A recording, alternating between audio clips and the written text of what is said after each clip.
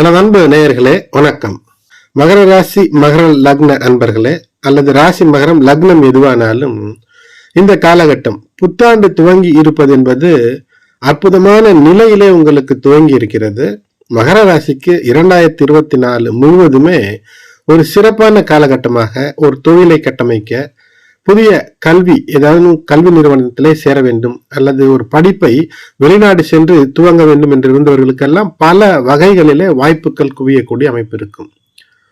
ஆனால் சில சமயம் சிலருக்கு இந்த செவ்வாய், புதன், சுக்கிரன் இந்த கிரகங்கள் பிறவி ஜாதகத்தில ஏதேனும் ஒரு வகையிலே நீச்சப்பட்டோ அல்லது அசுபர்களுடைய பார்வை அல்லது இணைவு பெற்றிருக்கும் போது கோச்சார ரீதியிலும் தற்காலத்திலே கோச்சாரத்திலே அருமையாக கிரகங்கள் அமைந்திருந்தாலும் கூட ஏதேனும் ஒரு சிக்கல் வரக்கூடிய வாய்ப்பு இருக்கிறது.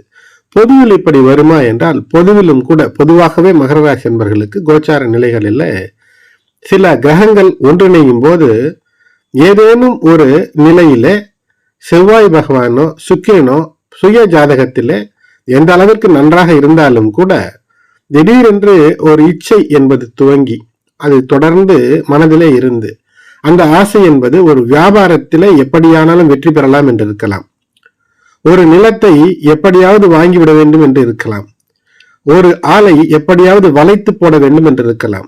இப்படி சில நிலைகள் அல்ல பல நிலைகளிலே ஏதேனும் ஒரு ஆசை என்பது ஒரு லட்சியமாக மாறி அதற்காக செயல்படுவது வெற்றியை தரும். இது நல்ல வகையிலே பாசிட்டிவ் திங்கிங். மயக்கும் மாய வலை, அதாவது எப்படி ஒருவரை பேசி மயக்கி வெற்றியை பெற்றுவிடலாம் என்பதில் மிகப்பெரிய வல்லமையை மகர ராசிக்கு தந்துவிடும். அதை பற்றிய பதிவு இது. எனது அன்பு நேயர்களே, இதுவரை சப்ஸ்கிரைப் செய்யாத நண்பர்கள் சப்ஸ்கிரைப் செய்து பெல் பட்டன் அழுத்தி தொடர்ந்து இணைந்து ஆதரவு தர அன்போடு வேண்டுகின்றேன். சுக்கிரன் மற்றும் புதன் இணைந்திருப்பது என்பது பல வழிகளிலிருந்து வருமானத்தை பெருக்கிக் கொள்வதற்கான வாய்ப்பை ஏற்படுத்தும். உங்களுடைய சுய ஜாதகத்தை எடுத்து பார்த்தீர்கள் என்றால் சுக்கிரன் புதன் எங்கேனும் இணைந்திருந்தால் அதற்கேற்ப இது மிகப்பெரிய ஒரு யோகத்தை தந்துவிடக்கூடிய ஆரம்ப, அதாவது ஜனவரி துவக்கம் 2024 துவக்கமே ஒரு புஷ் ஸ்டார்ட், மிகப்பெரிய ஒரு உந்துதலை தந்து ஒரு வெற்றிக்கான வாய்ப்பை தந்து பல வகைகளிலே பல வழிகளிலிருந்து வருமானத்தை பெற்றுவிடுவதற்கான வாய்ப்பை உங்களுக்கு தரும். அப்படி பல வழி பல வகைகளிலே வருமானத்தை தரக்கூடிய அமைப்பை புதன் சுக்கிரன் இணைவு ஏற்படுத்தும். மகரத்திற்கு அந்த 11ஆம் இடம் என்பது விருச்சிக ராசியாக அமைகிறது. மேஷம் மற்றும் விருச்சிகம் இந்த இரண்டு இடங்களும் செவ்வாயினுடைய ஆட்சி வீடுகளாக இருக்கும். இங்கு ஆட்சி பெறக்கூடிய செவ்வாய் மகரத்தில் தான் உச்சம் பெறக்கூடிய அமைப்பு. ஆகையினால் அது மேஷத்திலே ஒன்றிணையும் போது மிகப்பெரிய ஒரு அருள், மிகப்பெரிய ஒரு யோகம். எப்படிப்பட்ட யோகம் என்றால் இந்த லட்சுமி நாராயண யோகத்திலே அது மிகப்பெரிய அற்புதத்தை செய்துவிடும். ஆனால் இப்போது இணைந்திருக்கக்கூடிய இந்த காம்பினேஷன் என்பது சற்றேறக்குறைய ஒரு 200 ஆண்டுகளிலே ஆராய்ச்சி செய்தாலும் கூட அப்படி ஒரு நிலை இல்லை. இந்த சமயத்தில் இந்த இணைவு என்பது உங்களுடைய ஆசைகளை பூர்த்தி செய்து கொள்வதற்கு ஏற்ற நிலைகளை அனுகூலத்தை தந்துவிடும்.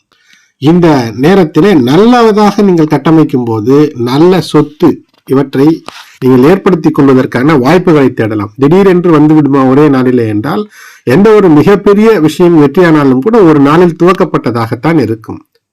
மிகப்பெரிய எந்த ஒரு விஷயத்திற்கும் ஒரு தீப்பொறி ஒன்று போதும். அப்படிப்பட்ட ஒரு நல்ல ஒரு விஷயம் செய்ய வேண்டும் என்றால் அதற்கான பொறி தட்டும் என்று சொல்வார்கள் அல்லவா, அது அப்படி ஒரு அமைப்பை இந்த கால கிரக நிலைகள் உங்களுக்கு ஏற்படுத்தி தரும். புதன் விருச்சிக ராசியினுடைய மனையிலே அமரும் போது அது எப்படிப்பட்ட ஒரு நிலையை தரும் என்றால், எப்படியாவது ஒரு தீவிரமாக ஒரு பொய்யை சொல்லி கூட வெற்றி பெற்று விடுவதற்கான வாய்ப்பை தரும். புதன் பேச்சு திறமையை தரக்கூடியவர். அப்படிப்பட்டவர் செவ்வாயினுடைய வீட்டிலே செல்லும் போது ஒரு தைரியத்தோடு எதை வேண்டுமானாலும் சொல்லி சாதித்து விடலாம் என்ற ஒரு அச்சமே இல்லாத ஒரு மனப்பான்மையை விருச்சிக ராசியிலே அமர்ந்திருக்கக்கூடிய அந்த புதன் உங்களுக்கு தந்துவிடும். அதேபோல் எப்படியானாலும் ஒரு விஷயத்தை பெற்றுவிடலாம், அனுபவித்து விடலாம், அதை நமதாக்கி கொள்ளலாம் என்ற அந்த பேராசை, இச்சை என்பது இலக்காக மாறுவதிலிருந்து அது பேராசையாக மாறிவிடும். ஆகினாலே இப்படி ஒரு நிலையில எந்த ஒரு பொருளையும், அது ஆண் பெண் உறவு மட்டுமல்ல, அது ஆணாக இருந்தாலும் பெண்ணாக இருந்தாலும் எதையோ ஒன்றை எப்படியாவது அபகரித்துக் கொள்ள வேண்டும் என்று நினைப்பது பெற வேண்டும் என்று நினைப்பது, உழைத்து பெற வேண்டும் என்று நினைப்பது, அபகரித்துக் கொள்வதற்கு ஏதேனும் முயற்சி என்ற அந்த நிலைகளிலே பல மாறுபாடு இருக்கிறது.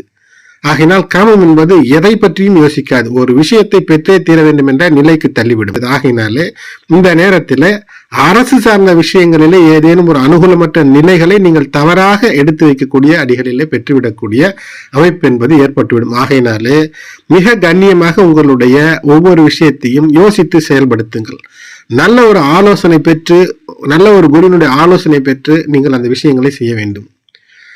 உங்களுக்குள்ளேயே ஒரு விஷயத்தை முடிவு செய்து அதுதான் சரி என்று நகர்த்தும் போது சில சமயத்திலே மாணவர்களுக்கு கூட கல்வியில தேர்ச்சி என்ற நிலையில் கூட சிக்கல் வரும். ஆகையினால் யோகத்தை அதை சரியான முறையில பயன்படுத்தும் போது மிகப்பெரிய உயர்வை பெற்று விடலாம். இப்போது உங்களுக்கு பல வகைகளிலே வருமானம் சொத்து சேரும், பல வகைகளிலே லாபம் மதிப்பு மரியாதை கூட வேண்டும் என்றால் ஒரு ஆசையை இலக்காக மாற்றி அதற்கு தகுந்த வழிகளிலே முயற்சி, சட்டபூர்வமான முயற்சி, நெறிமுறை தவறாத முயற்சி, அதை தாண்டிய காமம் என்பது லாபமானால் நிச்சயம் கஷ்டம் என்பது பிற்காலத்திலே சொந்தமாகிவிடக்கூடியதாக இருக்கும். இப்போது தற்சமயத்திலே மிகப்பெரிய வெற்றி போன்று இருக்கும்.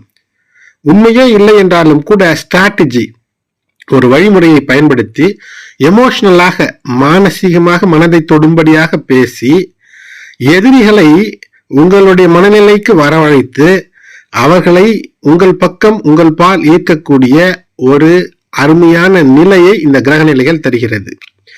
இதைத்தான் வசியம் என்று சொல்லக்கூடியது. பேச்சின் மூலமாக வசியம் ஏற்படுத்தக்கூடிய மிகப்பெரிய அமைப்பை தருகிறது. இது ஒரு அரசியல் நிலையில இருப்பவர்கள் அதை சாதுரியமாக பயன்படுத்தி ஏதோ ஒன்றை, பெரும்பாலும் அவர்கள் சொல்வதெல்லாம் உண்மையை சொன்னாலும் பொய்யாகவும், பொய்யை சொன்னாலும் உண்மையாகவும் சொல்லி அவர்களுடைய வெற்றியை அவர்கள் எப்போதோ சாதித்துக் கொள்வார்கள். ஆகையினாலே அரசியலில் கூட இப்படி செய்பவர்கள் நெடுநாள் தாக்கு பிடிப்பதில்லை. ஆகையினால் ஒவ்வொரு மகர ராசி என்பவரும் இந்த காலத்தை, இந்த மயக்கும் மாய வலைக்குள் நீங்கள் சிக்காமல் இருப்பது சிறப்பு. மற்றவர்களை சிக்காமல், உங்களுடைய மாய வலைக்குள் சிக்காமல் வைத்து உண்மையின் மூலமாக வெற்றி பெற வாய்ப்பு இருந்தால் அந்த வாய்ப்பு என்பது தொடர் வெற்றிகளையும் நிலைத்த வெற்றியையும் தரும். ஏனென்றால் விருச்சிக ராசியிலே சந்திரன் நீச்சப்படுவார். இப்போது மனநிலையானது எப்படி வேண்டுமானாலும் உங்களுக்கு ஒரு திண்டாடும் அல்லது ஊசலாடும் என்று சொல்லலாம். புதன் தரக்கூடிய அறிவும் மேம்படும், சுக்கிரன் அதை அனுபவித்திடலாம் என்று சொல்லக்கூடிய அந்த லக்ஸரி தாட், அந்த அனுபவிக்கக்கூடிய அந்த மனப்பான்மையும் ஏற்படும். செவ்வாய் தரக்கூடிய அந்த உச்சபட்ச உந்துதல் சக்தியும் உங்களுக்கு இப்போது ஏற்படும். ஆகையினாலே இதனால் சிற்றின்பம் அல்லது சின்ன விஷயங்கள், ஏதேனும் அடுத்தவர் புகழ வேண்டும் என்ற ஒரு விஷயத்தை செய்து, அடுத்தவருக்காக ஆடம்பரமாக இருக்க வேண்டும் என்று ஏதேனும் ஒரு விஷயத்தை செய்து, பணத்தையும் வீண்விரயம் செய்து, நேரத்தையும் வீண்விரயம் செய்து, உங்களுடைய மதிப்பையும் பின்னால் கெடுத்துக் கொள்ளக்கூடிய வேலைகளை இந்நாளிலேயே நீங்கள் தவறாமல் செய்யும் போது, தவறு செய்யாமல் ஒரு வேலையை செய்யும் போது அது நிச்சயம் மிகப்பெரிய வெற்றியை உங்களுக்கு தரும். மயக்கும் மாய வலையை தவிர்ப்பீர். எனது அன்பு நேயர்களே, தொடர்ந்து இணைந்திருங்கள். நன்றி.